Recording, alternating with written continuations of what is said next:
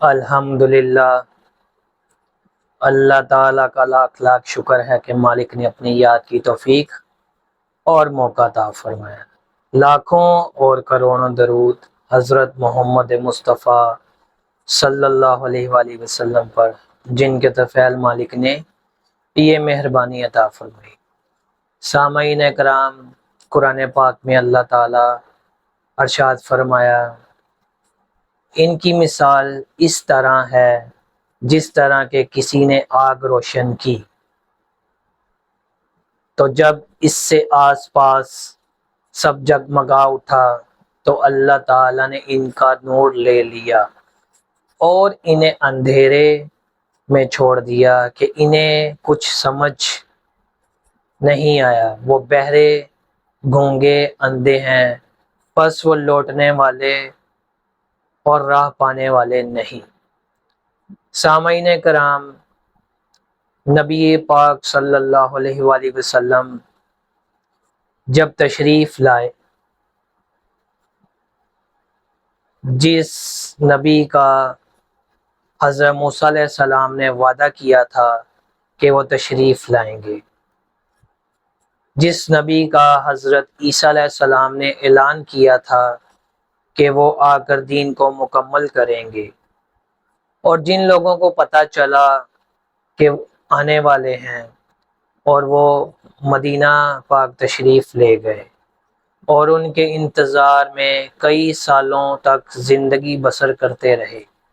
جب پتہ چلا کہ نبی پاک صلی اللہ علیہ وآلہ وسلم تشریف لے آئے تو وہ بہت خوش ہوئے کہ اب ہم نبی پاک صلی اللہ علیہ وآلہ وسلم پر ایمان لائیں گے، بیعت کریں گے اور دین راہ پر چل کر نجات حاصل کریں گے۔ لیکن شیطان نے ان کے دل میں خیال پیدا کر دیا کہ جو نبی پاک صلی اللہ علیہ وآلہ وسلم تشریف لائے وہ ان کی قوم سے نہیں، اس لیے اب تمہیں غیر کی غلامی کرنی پڑے گی۔ اس ایک بات پر یہود و نصارہ منکر ہو گئے، منافق بن گئے یا کافر ہی رہے۔ اللہ تعالیٰ نے ان کے متعلق ارشاد فرمایا کہ جب وہ ایمان لانے کا ارادہ کر رہے تھے تو اللہ تعالیٰ نے ان کے دلوں کو روشن کر دیا۔ اس روشنی سے وہ خوش ہو رہے تھے کہ جب نبی پاک صلی اللہ علیہ وآلہ وسلم ہم میں آئیں گے اور ہم اللہ تعالیٰ کے دین پر چلیں گے، لیکن جو ہی شیطان نے ان کے دل میں یہ خیال پیدا کر دیا کہ اب ہم ایک غیر کی غلامی کریں گے تو اللہ تعالیٰ نے ان پر ناراضگی کا اظہار فرمایا اور ان کی ساری روشنی ختم کر دی۔ ماحول تو روشن تھا لیکن ان کی روشنی ختم ہو گئی تھی۔ ان کو دکھائی نہیں دے رہا تھا کہ وہ کیا دیکھ رہے ہیں۔ ان کی آنکھیں تو تھیں لیکن حضرت ابو بکر صدیق رضی اللہ عنہ اور حضرت عمر فاروق رضی اللہ عنہ جیسی نہیں تھی، بلکہ ابو جہل جیسی تھی۔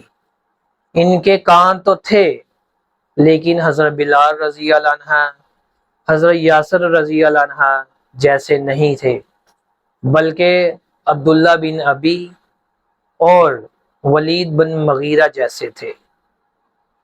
ان کی زبان تو تھی لیکن حضرت عثمان غنی رضی اللہ عنہ اور حضرت علی رضی اللہ عنہ جیسی نہیں تھی، بلکہ ابو لہب جیسی تھی۔ اس طرح وہ روشنی سے محروم ہو گئے اور روشنی سے محروم ہونے کی وجہ سے اندھیرے اور ضلالت نے ان کو گھیر لیا اور وہ ٹکریں مارتے مارتے اور ٹھوکریں کھاتے کھاتے اس دنیا سے رخصت ہو گئے اور جہنم کے حقدار ہو گئے۔ معلوم یہ ہوا کہ صراط مستقیم پر چلنے کے لیے وہ سرور اور کیف حاصل کرنے کے لیے جو ہر مصیبت اور ہر تکلیف کے لیے انسان کو تیار کرتا ہے، اللہ تعالیٰ کو راضی کرنے کے لیے صرف ایک ہی طریقہ ہے کہ نبی پاک صلی اللہ علیہ وآلہ وسلم کی عزت اور عظمت دل میں رکھی جائے، حضور صلی اللہ علیہ وآلہ وسلم کی غلامی اختیار کی جائے اور حضور صلی اللہ علیہ وآلہ وسلم سے نسبت قائم کی جائے۔ نسبت رسولی صلی اللہ علیہ وآلہ وسلم ہی وہ واحد چیز ہے جو انسان کو مسلمان، مومن اور اللہ تعالیٰ کا صحیح بندہ بناتی ہے اور دونوں جہانوں کی رسوائیوں سے بچا کر سرخرو اور سرفراز کرتی ہے۔ جب انسان کو نسبت رسولی صلی اللہ علیہ وآلہ وسلم حاصل ہو جاتی ہے تو پھر اسے کسی چیز کا غم، ڈر اور خوف نہیں رہتا، کوئی کشش اسے حق کے راستے سے دور نہیں کر سکتی۔ نسبت نہ ہو تو انسان کا یہی حال ہوتا ہے کہ وہ آگ جلائے اور روشن ہو، پھر اس کی روشنی ختم ہو جائے یا آگ پھر بجھ جائے، وہ گمراہی میں کبھی کہیں بھولتا اور بھٹکتا پھرتا ہے۔ نسبت ہی وہ چیز ہے جو انسان کو اس گمراہی اور ضلالت اور اندھیرے سے بچا کر صحیح راستے پر قائم رکھتی ہے، اور موت جیسی چیز بھی اسے ڈرا نہیں سکتی۔ جن لوگوں کے دلوں میں نسبت رسولی صلی اللہ علیہ وآلہ وسلم ہوتی ہے وہ موت کو اللہ تعالیٰ اور نبی پاک صلی اللہ علیہ وآلہ وسلم سے ملنے کا ایک ذریعہ اور سبب سمجھتے ہیں۔ سب سے ڈراؤنی چیز، سب سے تکلیف دہ چیز، سب سے مشکل چیز یعنی موت کو بھی ہمیشہ راحت اور خوشی سے ملتے ہیں۔ روایت میں آیا ہے کہ ایک بادشاہ تھا، اس نے ایک محل بنوایا اور اسے بہت سجایا اور اپنے سپاہیوں کو حکم دیا کہ اس کے قریب کوئی انسان نہ جا پائے، اگر کوئی انسان وہاں جائے تو اسے قتل کر دیا جائے، اور سپاہیوں کو بھی وہاں پہ مقرر کر دیا۔ ایک درویش تھا، اس نے محل کے سامنے دور جا کر ایک جھونپڑی بنا لی اور وہاں بیٹھ کر اللہ اللہ کرنا شروع کر دیا۔